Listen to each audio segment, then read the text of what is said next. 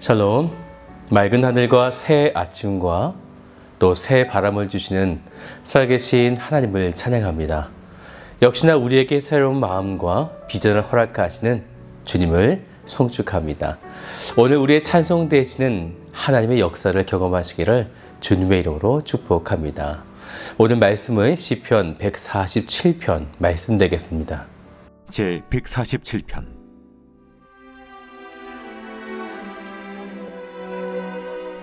할렐루야. 우리 하나님을 찬양하는 일이 선함이요 찬송하는 일이 아름답고 마땅하도다. 여호와께서 예루살렘을 세우시며 이스라엘의 흩어진 자들을 모으시며 상심한 자들을 고치시며 그들의 상처를 싸매시는도다. 그가 별들의 수요를 세시고 그것들을 다 이름대로 부르시는도다. 우리 주는 위대하시며 능력이 많으시며 그의 지혜가 무궁하시도다. 여호와께서 겸손한 자들은 붙드시고 악인들은 땅에 엎드려 들으시는도다. 감사함으로 여호와께 노래하며 수금으로 하나님께 찬양할지어다. 그가 구름으로 하늘을 덮으시며 땅을 위하여 비를 준비하시며 산에 풀이 자라게 하시며 들짐승과 우는 까마귀 새끼에게 먹을 것을 주시는도다. 여호와는 말의 힘이 세다 하여 기뻐하지 아니하시며 사람의 다리가 억세다 하여 기뻐하지 아니하시고 여호와는 자기를 경외하는 자들과 그의 인자하심을 바라는 자들을 기뻐하시는도다. 예루살렘아, 여호와를 찬송할지어다. 시온아, 내 하나님을 찬양할지어다. 그가 내 문빗장을 견고히 하시고 내 가운데에 있는 너의 자녀들에게 복을 주셨으며 내 경내를 평안하게 하시고 아름다운 밀로 너를 배불리시며 그의 명령을 땅에 보내시니 그의 말씀이 속히 달리는도다. 눈을 양털같이 내리시며 서리를 재같이 흩으시며 우박을 떡 부스러기같이 뿌리시나니 누가 능히 그의 추위를 감당하리요. 그의 말씀을 보내사 그것들을 녹이시고 바람을 불게 하신즉 물이 흐르는도다. 그가 그의 말씀을 야곱에게 보이시며 그의 율례와 규례를 이스라엘에게 보이시는도다. 그는 어느 민족에게도 이와 같이 행하지 아니하셨나니 그들은 그의 법도를 알지 못하였도다. 할렐루야.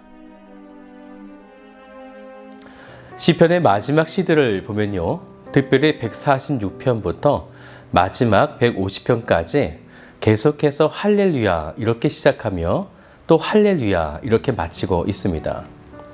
그동안 많은 시들이 있었는데요, 그 시들은 인생의 모든 부분들을 보여주는 이야기들이었습니다. 창조 이야기, 죄성에 대한 이야기, 축복에 대한 이야기, 악인에 대한 이야기, 또 예수 그리스도에 대한 이야기, 푸른 초장으로 인도하시는 이야기. 그 모든 이야기들을 볼 때 하나님을 찬양하지 않을 수가 없는 것이죠. 오늘 시편 147편 역시 그런 하나님을 바라보면서 할렐루야 이렇게 시작하고 있는데요, 1절을 먼저 같이 보죠. 할렐루야, 우리 하나님을 찬양하는 일이 선함이요 찬송하는 일이 아름답고 마땅하도다. 찬송하는 일에 세 가지의 단어가 나오죠. 선함, 아름답고 마땅하도다. 마땅하다라는 의미는요, 적합하다라는 말이에요. 하나님은 찬송받기에 충분히 적합하신 분이신데, 그러면 왜 하나님이 그렇게 찬송 받으시기에 적합하신가? 2절을 볼까요? 여호와께서 예루살렘을 세우시며 이스라엘의 흩어진 자들을 모으시며. 그리고 계속 말씀을 보니까 상한 심령들을 고치시고 그들의 상처를 싸매어 주셨다라는 거죠. 우리에게 이렇게 행하신 하나님은 별들의 수요를 세시고 그 별들의 이름까지 아시는 위대하시고 능력과 지혜가 많으신 하나님이라는 것입니다. 그렇게 하나님은 우리의 찬송 받으실 충분히 적합하신 분이라는 것입니다. 우리의 찬양은 이렇게 고백되어져야 하는 거죠. 그냥 막연하게 찬양합니다 이런 것이 아니라 하나님은 찬양 받으시기에 합당하셨습니다.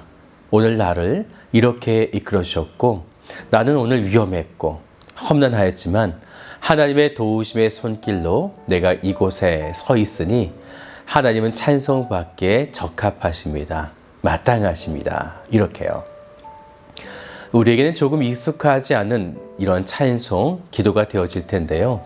시편적인 이런 찬송 우리가 열심히 훈련했으면 좋겠습니다. 시인은 계속해서 하나님의 찬송 받으시기에 적합하신 분이신 것을 이제 역사적인 사실을 바탕으로 고백하게 되는데요. 6절을 같이 볼까요? 여호와께서 겸손한 자들은 붙드시고 악인들은 땅에 엎드려 들이시는도다. 대조적인 표현이 나오죠. 붙드시고 엎드려 들이셨다. 바벨론에게 사로잡혀 고통을 받고 이제는 겸손하게 된 이스라엘 백성들을 붙드시는데 히브리어로 이 붙드신다라는 표현은 메오데드라고 해서요. 회복하다라는 뜻을 가지고 있습니다. 하지만 반대로 악인들은 땅에 엎드려 들으시게 되어지는데 땅이라는 표현은요. 히브리어로 아레츠라고 해서요. 일종의 저주의 의미를 가지고 있습니다. 그 저주의 자리에 엎드려 들이신다. 곧 무너져 내리게 하신다라는 것입니다. 정말 하나님의 이러한 말씀처럼 역사를 보면요. 하나님은 그렇게 동일하게 행하셨습니다. 하나님 앞에 겸손한 자, 이제 하나님의 은혜로 회복되어 예루살렘에 들어가는 하나님의 백성들에게 8절을 보세요. 그가 구름으로 하늘을 덮으시며 땅을 위하여 비를 준비하시며 또한 산에 풀이 자라게 하시며 구름을 하늘을 덮으시며 하나님의 권세와 능력을 하늘에 덮으시게 되어지는데 저주의 땅이었던 그 땅에 하나님께서 비를 내리심을 통해서 그 산에 풀이 자라게 하신다라는 것입니다. 사망, 죽음. 정말 이런 곳에는 생명이라는 것이 없습니다. 그런데 그곳에 하나님의 단비가 내리니까 그곳에 생명이 살게 되어졌다라는 거죠. 그때 구절을 보세요. 들짐승과 우는 까마귀 새끼에게 먹을 것을 주시는도다.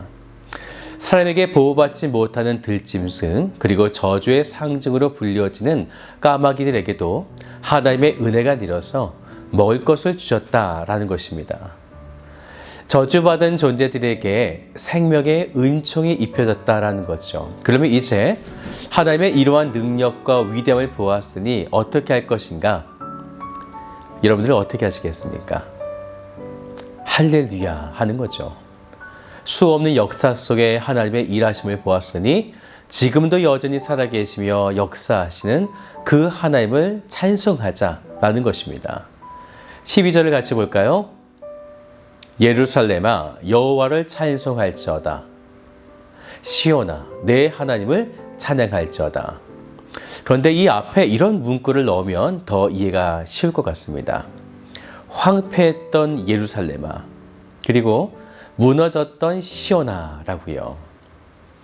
이제는 이러한 짐승들만이 아니라 이스라엘 백성들에게도 하나님의 은혜가 내려 회복의 은혜를 누리게 만드셔 주시는데요. 13절을 보세요.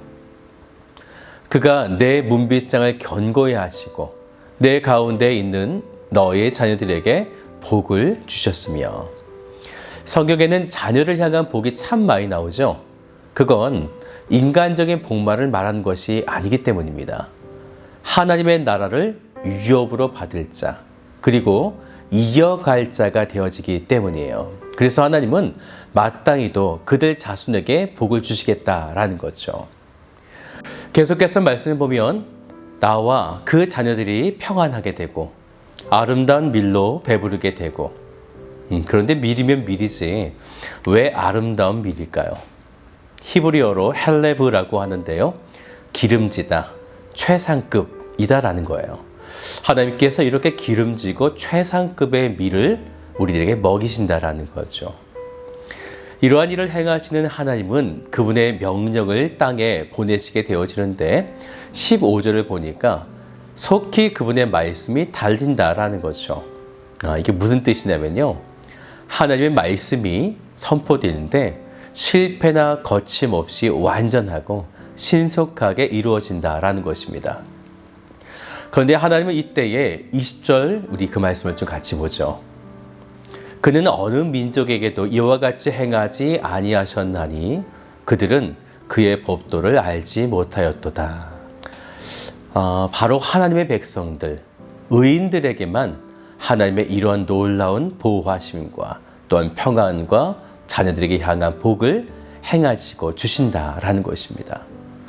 사랑하는 여러분, 하나님의 자녀가 되어지는 은혜, 하나님은 이 시처럼 여러분에게도 동일하게 당신의 살아계심을 나타내기를 원하십니다.